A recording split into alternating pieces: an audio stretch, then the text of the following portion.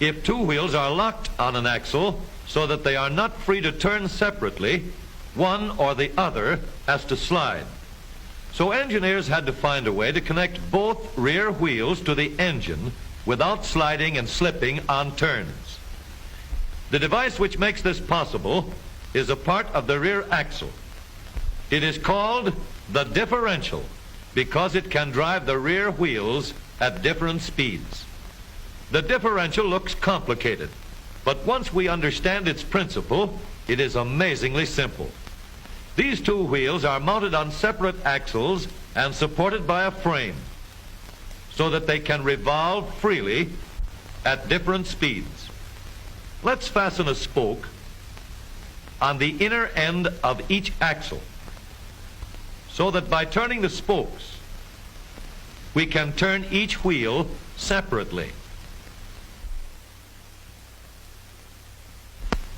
With a bar or crosspiece, we can turn both wheels in the same direction at the same rate of speed. Let's get something to hold this bar in place so that it will press against the spokes.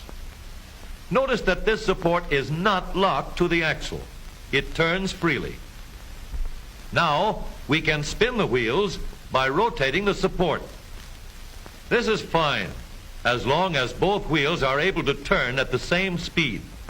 But let's see what happens when we go around the corner.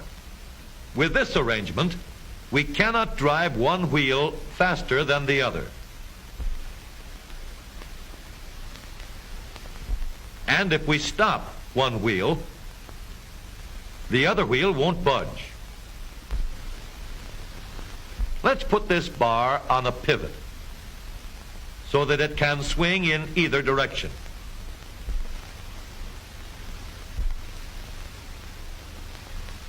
Now, the bar can still turn both wheels at the same speed.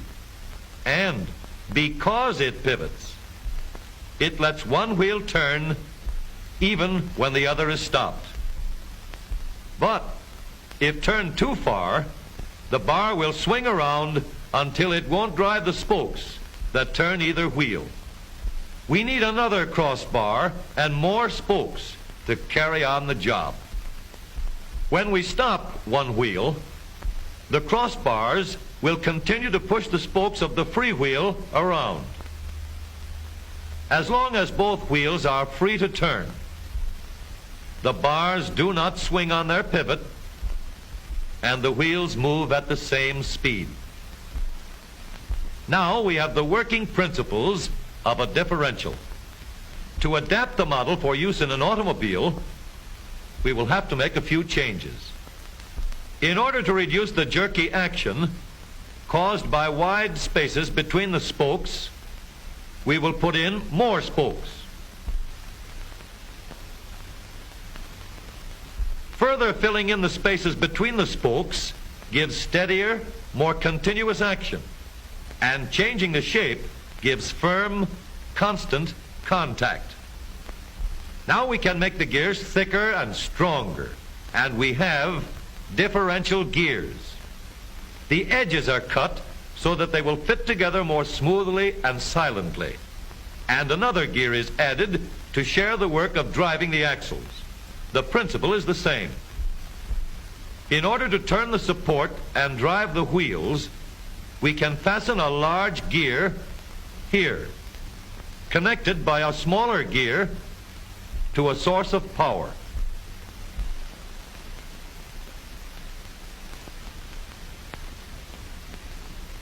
Notice that the power is connected to the differential at the center line. We can make our model more compact by moving the gears closer together. When we put our differential in an automobile, we have to leave room for the drive shaft, which carries the power from the engine. We may build the floor of the car above the drive shaft.